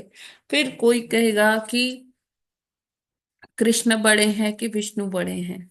तो इसको हम ऐसे समझ सकते हैं कि जैसे जब भगवान अपने ऑफिस में बैठे हैं तो वो विष्णु हैं, और जब भगवान अपने घर में हैं, अपने प्रेमी जनों के साथ है, अपने कुटुंब के साथ हैं, तो वो कृष्ण हैं। बाकी कृष्ण और विष्णु में कोई ऐसे भेद नहीं करना चाहिए, या राम, कृष्ण, नरसिंह, वामन आदि रूपों में कोई भेद नहीं करना चाहिए, क्योंकि ये भगवान के ही अ, अवतार है ना। भगवान अपने जैसे विस्तार करते हैं, ये प्रथम विस्तार क्या है बलराम जी, फिर उसके बाद प्रथम चतुर्व्यूह, फिर द्वितीय चतुर्व्यूह। तो इस तरह से जो ये वासुदेव, संकर्षण, प्रद्युम्न, अनिरुद्ध है, ये भी भगवान के ही रूप हैं। और भगवान कैसे आते, जैसे भगवान जब राम जी का जो लीला है वो उसके लिए आए, तो भगवान राम के रूप में आए और अपने ही विस्तारों के रूप में आए। कैसे? लक्ष्मण जी बन के, भरत जी बन के, शत्रुघ्न जी बन के। क्यों? क्योंकि भगवान ये भी साथ में सेवा करने के लिए भी आते हैं, सेव्य भी हैं और सेवक के रूप में भी हैं, है ना। जैसे लक्ष्मण जी, भरत जी, शत्रुघ्न जी। तो वो लीला में और रस आ सके और आनंद आ सके, तो इसलिए भगवान अपने विस्तार भी कर लेते हैं, है ना। फिर अगर हम गोलोक चार्ट देखें, तो गोलोक चार्ट में प्रभुपाद जी ने भगवान के कई अवतारों की चर्चा किया है। लीला अवतार, गुना अवतार, आवेश अवतार, युग अवतार, मनवंतर अवतार। इस तरह से भगवान के बहुत सारे जो अंश हैं, स्वांश हैं, पूर्णांश हैं, उनका बताया है। प्रकाश विलास, वैभव विलास, ये सारी चीजें भगवान के लिए कैसे इस धराधाम में लीला करने आते हैं, कैसे अपनी अचिंत्य शक्ति से वो इस जगत का जब निर्माण करते हैं, तो अलग अलग रूप में, जैसे पुरुषावतार में आते हैं। सबसे पहले महाविष्णु या कारणोदक्षाई विष्णु बन के फिर अपना विस्तार करते हैं। तो कारणोदक्षाई के बाद कौन आते हैं? गर्भोदक्षाई विष्णु आते हैं। और गर्भोदक्षाई विष्णु के बाद किस रूप में आते हैं? क्षीरोदक्षाई विष्णु के रूप में आते हैं। तो ये सारे जो विस्तार हैं, ये भगवान के ऐसे अनंत कोटि रूप जो है, अनंत कोटि धामों में वास करते हैं, है ना। और ये ऐसा नहीं है कि एकदम से आ गए, कैसे प्रकट हो गए, ये पहले से हैं। भक्तों की रुचि के अनुसार भगवान अपने अलग अलग वो रूप धर के लीला करने के लिए प्रकट होते हैं। कभी वाराह रूप में आ जाते हैं, कभी वामन रूप में आ जाते हैं, कभी परशुराम जी के रूप में आ जाते हैं, मत्स्य रूप में आते हैं, कुर्म के रूप में आते हैं, मोहिनी, है ना। इस तरह से कितने ये वाले तो प्रमुख रूप है भगवान के, है ना। और बाकी भी भगवान के लाखों करोड़ों स्वरूप हैं, जिनकी हम अपने जिह्वा से चर्चा भी नहीं कर सकते और अपने मन मस्तिष्क से कल्पना भी नहीं कर सकते कि भगवान के कितने कितने अवतार हो चुके होंगे अब तक। ठीक है। तो ये सारे चीज जो है, हम ऐसा देखते हैं कि जैसे भगवान की छवि एक भक्त ने अपने हृदय में बनाई है, उसी तरह से भगवान प्रकट होते हैं। एक बहुत अच्छी कथा आती है कि एक भक्त होते हैं, कर्नाटक के भक्त होते हैं, वो जगन्नाथ जी का दर्शन करने जाते हैं, है ना।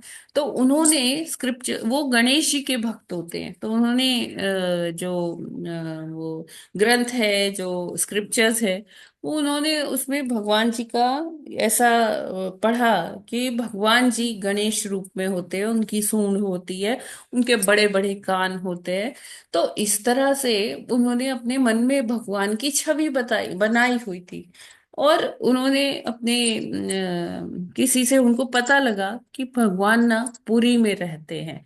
अगर इस भौतिक जगत में भगवान का दर्शन करना है ना, तो भगवान साक्षात कहाँ विराजमान है? पुरी में विराजमान है।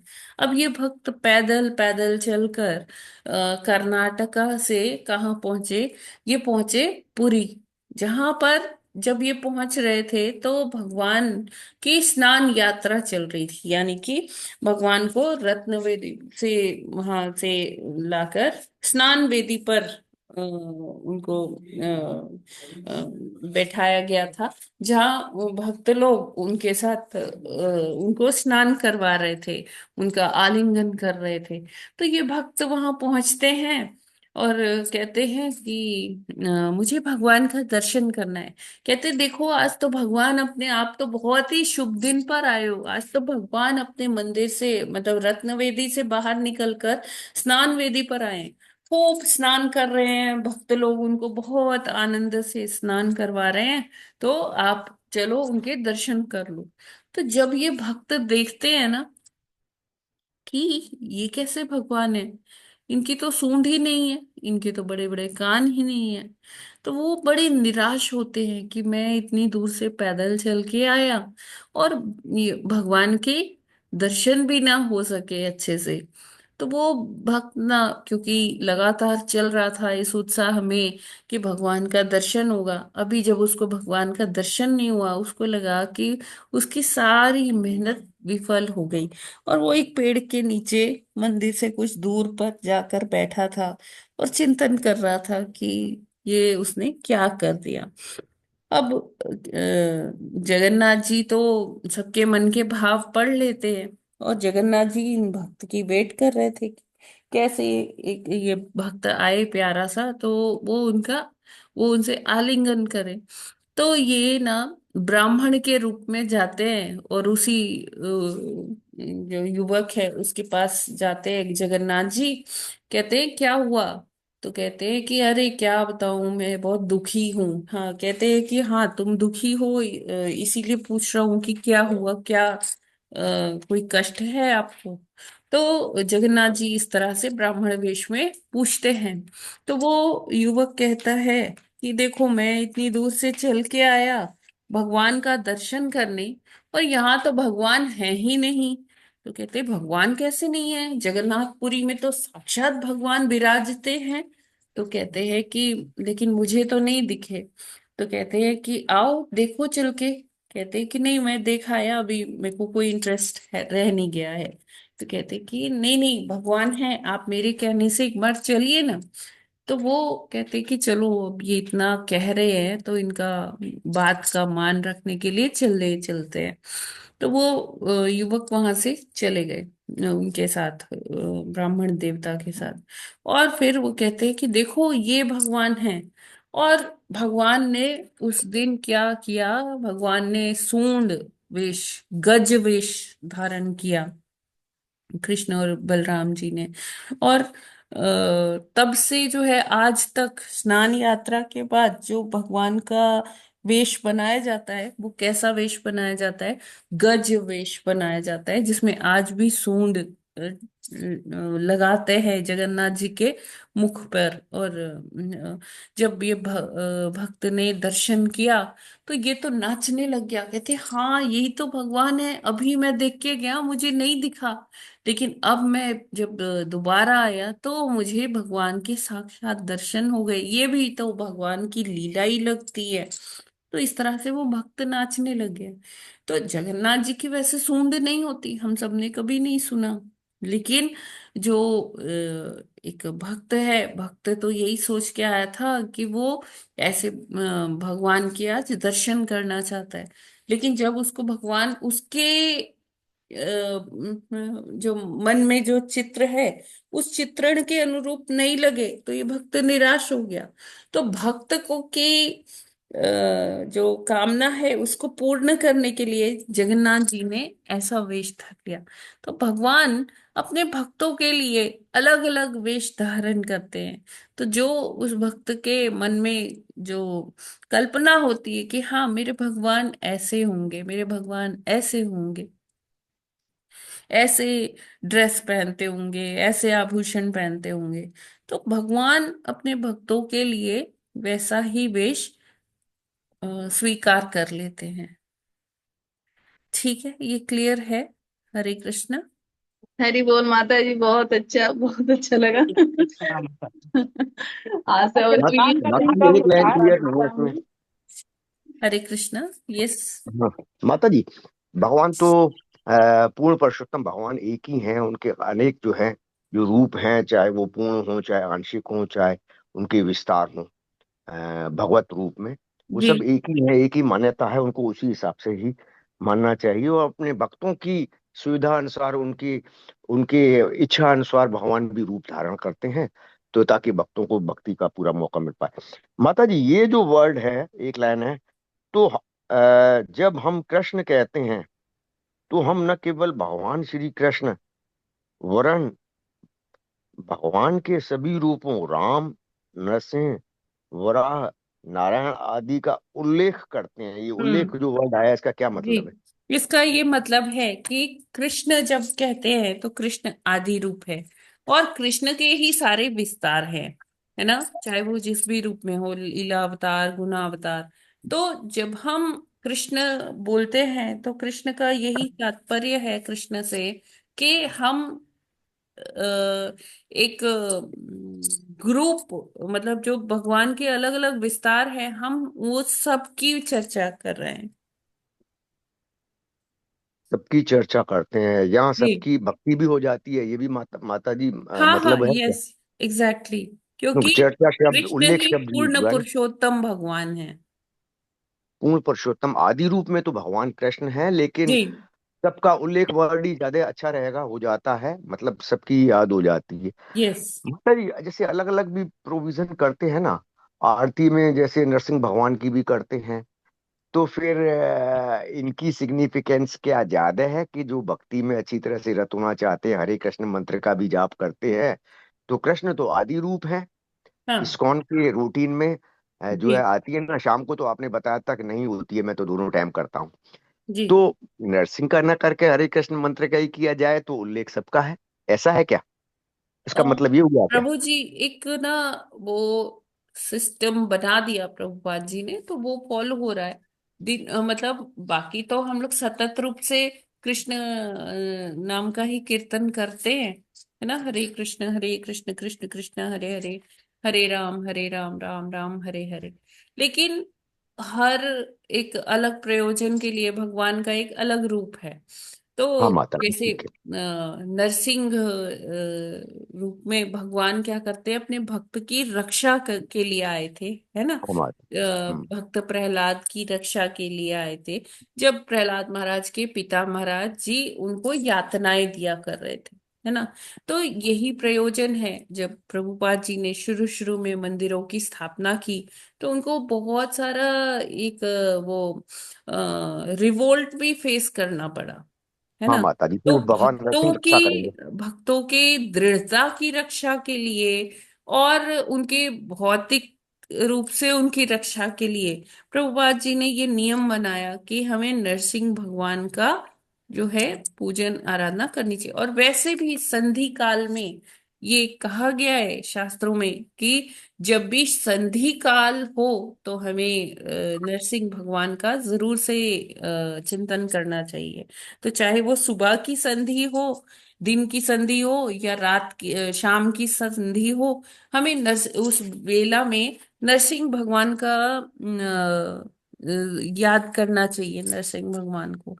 तो हाँ माता जी, भगवान दिशा अपने निर्देश करेंगे। भक्तों की रक्षा के लिए अवश्य होते। हाँ और माता जी, ऐसे समझ में आ बहुत गया। सारे इंस्टेंसेस भी हैं, कथाएं हैं, सही की कहानियां हैं, भक्त लोग शेयर करते हैं।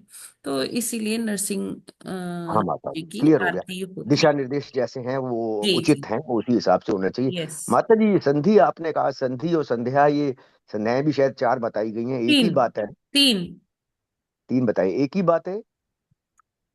नहीं, एक ही संधि बात और नहीं, अलग अलग है। तीन संध्या, त्रिसंध्या। त्रिसंध्या में सबसे पहली संध्या भोर की संध्या होती है, जब रात और दिन की बेला मिलती है। फिर दोपहर में, जब मतलब सुबह और दोपहर का समागम होता है, तो वो दोपहर वाली संधि होती है। फिर शाम वाली संधि, जब दोपहर और शाम की बेलाएं मिलती है, दिन और रात की बेलाएं मिलती हैं, तो उसे। तो माता जी, सुबह वाली संध्या कहलाएगी, दोपहर और शाम वाली संधि कहलाएगी, ऐसा है क्या? नहीं नहीं नहीं, वो संध्या संधि एक ही है। एक ही बात है ना? हाँ, हाँ, यही मेरा point था। हरे संधि कृष्ण माता काल जी, सब को क्लियर। संध्या कहते हैं। हाँ माता जी, सही है, सब सारा क्लियर है। जी। Yes, any other questions? Hare Krishna Mata ji. हरे कृष्णा। यस माता माता। जी, वो जगन्नाथ भगवान जी का वो होगा ना डेट स्नान का, जो वेदी पर आते हैं, कौन सा? ये माता जी आषाढ़ में आएगा, आषाढ़ पूर्णिमा से। अच्छा, एक दिन का? ये पूरा 10 दिन का फेस्टिवल होता है ना, फिर स्नान करते हैं, अच्छा, वो 10 दिन जो से भी ज्यादा। फिर रथ निकलने से पहले। हाँ, पहले। तो 10 दिन ओ, का वो होता है, पट बंद हो जाते हैं, है ना। भगवान जी विश्राम करते हैं, उनको फीवर आ जाता है स्नान करके। तो तीनों भाई बहन क्या होते हैं, वो अपने उनके दर्शन बंद हो जाते हैं, और वो उनको फिर वैसी डाइट पर रखा जाता है जैसे कि एक पेशेंट को रखते हैं। उनको मूंग की खिचड़ी, काढ़े, ये सब चीज दिया जाता है।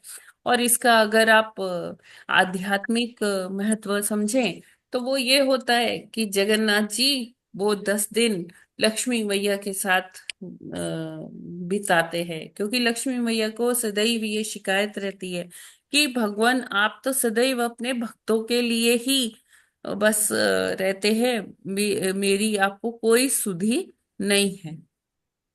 तो वो 10 डेज भगवान लक्ष्मी माता जी के साथ अ, अंतरंग लीलाएं करते हैं। ठीक हरे है। और कृष्णा। ये भी बताया गया है कि इसके बाद भगवान को, क्योंकि वृंदावन जाना होता है, यानी कि गुंडीचा मंदिर जाना होता है, इसलिए वो लक्ष्मी माता जी को ना एक्स्ट्रा टाइम देकर बटरिंग करते हैं कि लक्ष्मी जी, मुझे अभी थोड़े दिन के लिए वृंदावन जाने की आज्ञा दीजिए। तो कहते हैं, ये सोचते हैं कि अगर वो लक्ष्मी जी को अच्छे से टाइम देंगे, उनके साथ टाइम स्पेंड करेंगे, तो लक्ष्मी जी मान जाएगी और उसे उनको वृंदावन जाने का परमिशन दे देंगी, और दे भी देती हैं माता जी कि जल्दी हरे से आना, कृष्णा। जाओ और आना जल्दी से, 3-4 दिन। हरे बोल। फिर जब भगवान नहीं आते हैं तो लक्ष्मी माता खुद चली जाती है गुंडीचा मंदिर, लेकिन अंदर प्रवेश नहीं मिलता उनको। तो फिर वो भगवान का रथ का छोटा सा कोना तोड़ के वहां से आ जाती हैं। ऐसे ही बहुत बड़ी कथा है माता जी। फिर आषाढ़ में करेंगे जब जगन्नाथ जी का वो होगा, ये रथ यात्रा का टाइम, उस समय हम लोग चर्चा करेंगे। जी जी जी, हरे कृष्ण। हरे कृष्णा। हरे हरे कृष्ण कृष्णा। माता जी। माता जी, ये वर्ड बहुत अच्छा लगा है। कृष्ण प्रेमियों के पास रहते हैं, जब ऑफिस में बैठते हैं तो विष्णु के रूप में बैठते हैं। हाँ, यस। बहुत बढ़िया। जब भगवान को ऑफिशियल कार्य करना है, सृष्टि का सृजन करना है, बनाना है, कुछ भी ऐसा फॉर्मल काम करना है, तो वो ऑफिस में है जब भगवान, तो विष्णु के रूप में है।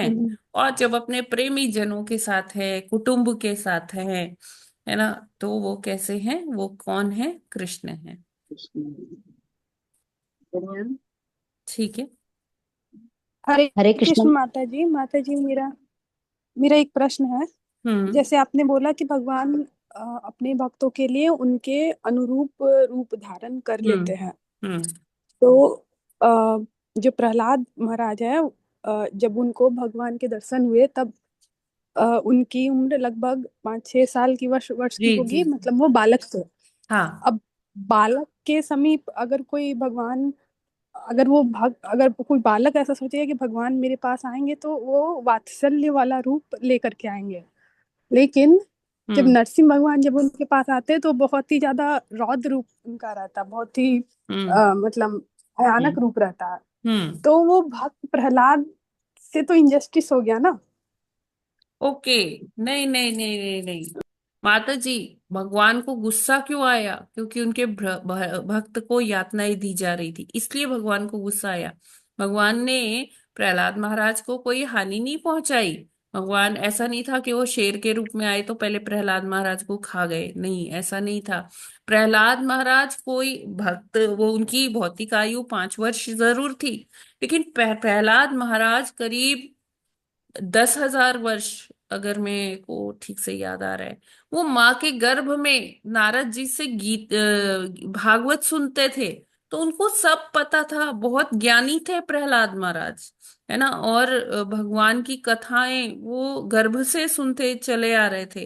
तो जब गर्भस्थ शिशु के रूप में थे, तभी वो उनको नारद मुनि जैसे महाजन का संग मिल गया। ठीक है। तो वो ऐसा नहीं था कि भयभीत हो रहे थे, तो उनको ये ज्ञान था कि ये भगवान का स्वरूप है। और वो तो नित्य ही उनके जो कंठ से भगवान का ही स्तुति निकलती थी, भगवान का ही नाम निकलता था। तो वो तो तुरंत पहचान गए कि ये भगवान है।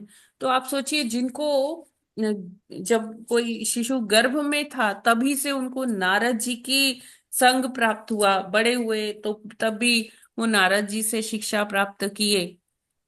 करीब 10 वर्ष की आयु तक उन्होंने नारद जी के 10 नहीं, मतलब हाँ, शुरू के 4 साल उन्होंने नारद जी के पास ही शिक्षा प्राप्त की। तो उनको बहुत क्लियर था कि ये भगवान है।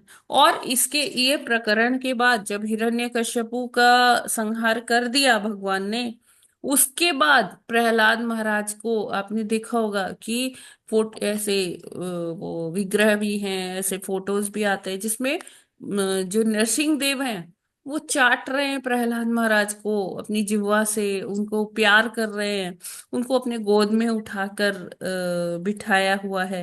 तो इस तरह से उनके साथ कोई इनजस्टिस नहीं हुआ। ठीक है माता जी। उनको पहले से ही मतलब भगवान के स्वरूप का ज्ञान था, तो जब वो प्रकट हुए तो उनको हाँ, एक्चुअली वो आश्चर्य नहीं विष्णु हुआ जी कि का भगवान का रूप ध्यान ऐसा किया भी है। करते थे। प्रहलाद महाराज विष्णु जी का ध्यान किया करते थे। और ये सब मतलब जब नरसिंह रूप में भगवान आए तो उनको पहचान गए। जी ठीक है। माता जी। क्योंकि देखिए, जब एक भक्त होता है ना, वो भगवान के नाम का उच्चारण करता है अच्छे से, भगवान की कथा का श्रवण करता है, तो भगवान उसको वो ज्ञान उसके हृदय में प्रकाशित कर ले देते हैं, है ना। तो हमें ये नहीं सोचना चाहिए कि ओके, मेरे को मेरी बुद्धि बड़ी तीव्र है ना, तो मुझे जल्दी समझ आ जाता है, या अमुक अमुक व्यक्ति ने मुझे समझाया तो समझ में आ गया। नहीं, ये भगवान की कृपा है कि हम कुछ बोल पा रहे हैं या हम कुछ समझ पा रहे हैं। ये भगवान की ही कृपा है, क्योंकि भगवान जब तक वो ज्ञान हमारे हृदय में प्रकाशित नहीं करेंगे तब तक ये आध्यात्मिक ज्ञान हमें समझ ही नहीं आएगा। समझ आना तो बहुत दूर की बात है, हमें उसमें रुचि ही नहीं आएगी। हमें लगेगा क्या टाइम वेस्ट है। अब आप देख लो, हमारे आसपास ऐसे बहुत लोग होते हैं, हम उनको कितनी बार बोलते हैं कि जरा चलिए आज भागवत की कथा हो रही है मंदिर में, प्रभु जी ने बुलाया है, तो वो नहीं चलेंगे आपके साथ, है ना। या अभी तो कहीं जाने का भी जरूरत नहीं है, टेक्नोलॉजी के माध्यम से हम अपने घर बैठे ही पढ़ लेते हैं, तो वो लोग फिर इंटरेस्टेड ही नहीं होते, कहते हैं अरे छोड़ो ये क्या है, टाइम वेस्ट है, इसमें क्या रखा है ना। तो वो अगर हमें भगवान के नाम में रुचि हो रही है, भगवान की कथा में रुचि हो रही है, इट मीन्स कि भगवान हमें वो ज्ञान दे रहे हैं, हमें वो समझने का शक्ति दे रहे हैं, वो ज्ञान हृदय में प्रकाशित कर रहे हैं। हरी वो। ठीक है माता जी। जी माता जी। माता जी, एक और प्रश्न है मेरा। जब मैं वृंदावन गई थी तब मैंने वहां पर देखा कि जैसे बहुत सारे लोग जप कर रहे हैं, तो बहुत लोग जप करते थे हरे कृष्ण महामंत्र, जी। और बहुत लोग वहां पे राधा राधा भी जप करते हैं। तो एक प्रश्न आया मेरे मन में कि जो लोग राधा बोल रहे हैं, तो राधा तो उसका वो जल्दी खत्म हो जाता है, तो 108 माला उनकी जल्दी हो जाती होगी, और जो हरे कृष्ण बोल रहे हैं तो उनकी जो 108 जो है वो देर से खत्म होती होगी। तो मतलब इनको कैसे समझा जाए कि इसको ऐसे समझा जाए कि देखिए, ठीक है, माला करने में जरूर टाइम लग रहा है, वो शायद 3-4 मिनट में हो जाता होगा, ये शायद हमें 7 मिनट लग जाए, 8 मिनट लग जाए, है ना। लेकिन जो ऐसा बताया गया है कि एक राम नाम विष्णु जी के सहस्त्र नाम के बराबर है, 1000 नाम के बराबर है। और एक राम नाम जो एक कृष्ण नाम राम के 3 नाम के बराबर है। ठीक है, तो जब हम ऐसे कहते हैं राम और कृष्ण, हरे कृष्ण कृष्ण कृष्ण हरे हरे, हरे राम राम राम हरे हरे, तो राम हम 4 बार कह रहे हैं, कृष्ण हम 4 बार कह रहे हैं। कंचन माता जी प्लीज म्यूट कीजिए। तो राम जब हम एक बार कहते हैं वो 1000 सहस्त्र विष्णु नाम के बराबर है, यानी कि 4000 बार जब हम राम कह रहे हैं तो 4000 बार विष्णु जी का नाम ले रहे हैं। और जब हम कृष्ण कह रहे हैं तो कृष्ण जो तो 12,000 बार हम जो है विष्णु जी का नाम ले रहे हैं, और साथ में हम श्रीमती राधा रानी का भी नाम ले रहे हैं। क्यों? क्योंकि हम एक्चुअली कृष्ण के भक्त नहीं हैं, हम किसके भक्त हैं? श्रीमती राधा रानी के भक्त हैं। और राधा रानी को बहुत अच्छा लगता है जब हम भगवान का नाम का उच्चारण करते हैं और उनके नाम के साथ में करते हैं। हरे, हरे कौन है? श्रीमती राधा रानी ही है। ठीक है, तो जब हम हरे के साथ भगवान का नाम लेते हैं तो वो प्रसन्न होती है, और जब श्रीमती राधा रानी प्रसन्न होती हैं तो वो हमें क्या देती हैं? वो हमें कृष्ण दे देती हैं। तो इसलिए हम हरे कृष्ण महामंत्र का जप करते हैं, और यही हमारे आचार्यों ने हमें बताया है। तो जो हमारे आचार्यों ने, हमारे गुरुदेव ने हमको बताया है, अभी हमें उसमें अपनी बुद्धि ही नहीं लगानी है कि समय ज्यादा लग रहा है या कम लग रहा है। नहीं, मेरे गुरु महाराज ने मुझे यही बताया है, मेरे जो षड गोस्वामी हैं उन्होंने इसी का संस्तुति की है। एंड मोर ओवर, जब महाप्रभु आए, महाप्रभु ने हमें क्या सिखाया? उन्होंने कहा कि हरे कृष्ण कृष्ण कृष्ण हरे हरे, हरे राम राम राम हरे हरे। उन्होंने कहा कि यही एक मूल मंत्र है जिससे कि हर हर कोई पतित जीव भी क्या होगा, उसका भी कल्याण होगा, वो भी भगवत धाम को प्राप्त कर पाएगा, है ना। रूप गोस्वामी जिन्होंने वृंदावन प्रकट किया, तो जिसने वृंदावन प्रकट किया, रूप गोस्वामी, सनातन गोस्वामी, जीव गोस्वामी, गोपाल भट्ट गोस्वामी, इन्होंने वृंदावन को प्रकट किया है। वृंदावन लुप्त हो गया था, है ना।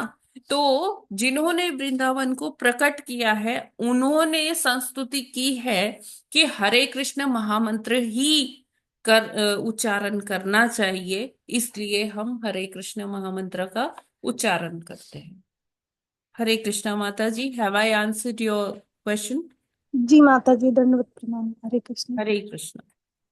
हरे कृष्णा माता जी, दोनों प्रणाम। जी माता जी, एक चौपाई भी है, राधा राधा कहे से भव बाधा कटि जात, जन्म कोटि की आपदा कृष्ण कहे मिट जात। यस माता जी, जय। हरे कृष्ण माता जी, धन्यवाद प्रणाम। हरे कृष्ण माता जी। हरे कृष्णा, यस माता जी। माता जी, ये शब्द जो है ना, आदि अनादि, हाँ, मतलब इसका मीनिंग क्या मतलब होता है?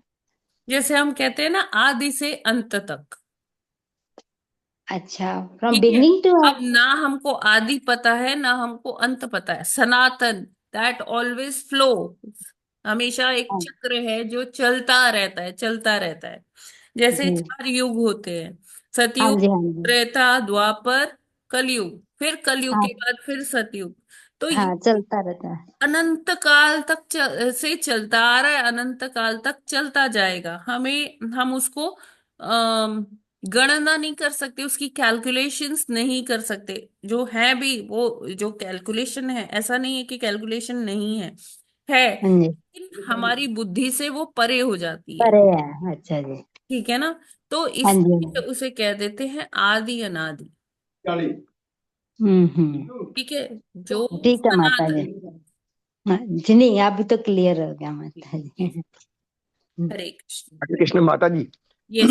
यहाँ वर्णन आया है षट गोस्वामियों का और रूप गोस्वामी का, जिन्होंने के पहले रूप गोस्वामी का, फिर षट गोस्वामी स्वामी का, कि जिन्होंने जो है हरे कृष्ण मंत्र के बारे में बताया और दिया, तो उसका जाप करते हैं।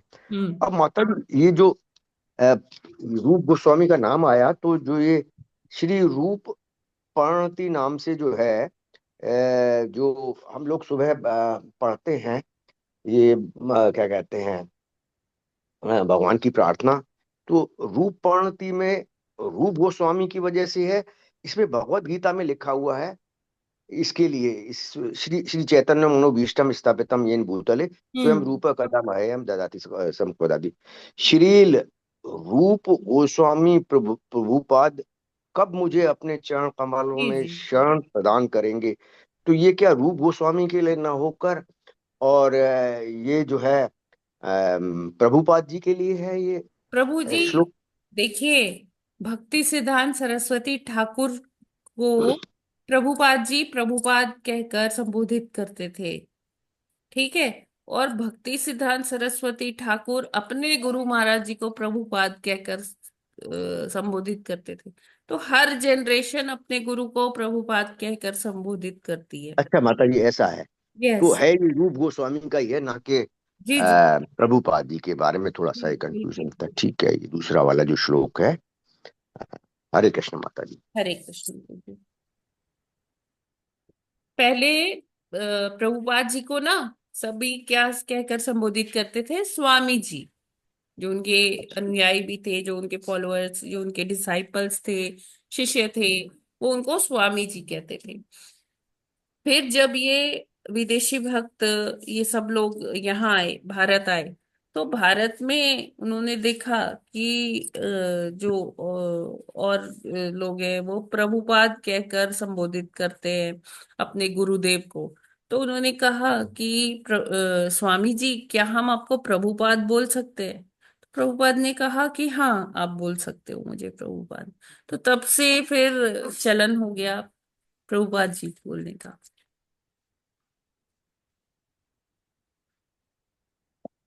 ठीक है।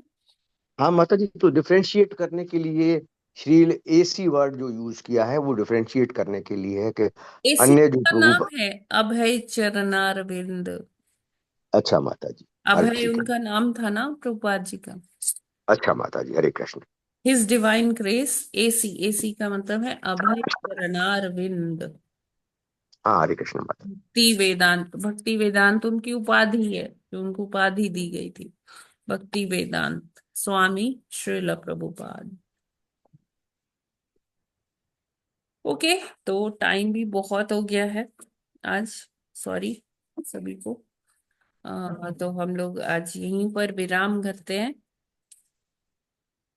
ग्रंथ माता जी आप सारे चाह रहे हम ही आपको उलझाए रखते हैं। नहीं नहीं ठीक है माता जी। आपका आपकी टाइम नहीं देखते, आपने कहीं और भी टाइम देना होता, हम अपने में ही उलझा लेते हैं। नहीं, बहुत बहुत शुक्रिया माता जी, हरे से कृष्णा, दंडवत प्रणाम। आप सबके प्रश्नों से मेरा भी ज्ञान वर्धन होता है माता जी। बहुत थैंक यू माता जी, बहुत बहुत हरे धन्यवाद माता जी। ग्रंथराज श्रीमद् भागवतम की जय। जी जय, गुरु श्रील प्रभुपाद की जी जय। जय। नामाचार्य हरिदास ठाकुर ठाकुर की की जय। अनंत कोटि वैष्णव भक्त वृंद की भक्तवृंद की जय। जय। वांछा कल्पतरुभ्यश्च कृपा कृपा सिंधुभ्य एव च पतितानां पतितानां पावनेभ्यो वैष्णवेभ्यो नमः। सभी को दंडवत जय। प्रणाम। को प्रणाम। हरे कृष्ण माता जी, सभी को दंडवत प्रणाम। योस के लिए क्षमा माता जी प्रार्थना। गुरु जी के नाम। हरे कृष्ण हरे कृष्ण। हरे कृष्ण माता जी, दंडवत प्रणाम। हरे हरे कृष्ण माता जी, प्रभु जी सभी को दंडवत प्रणाम। हरे हरे कृष्णा माता जी, दंडवत प्रणाम। हरे कृष्ण।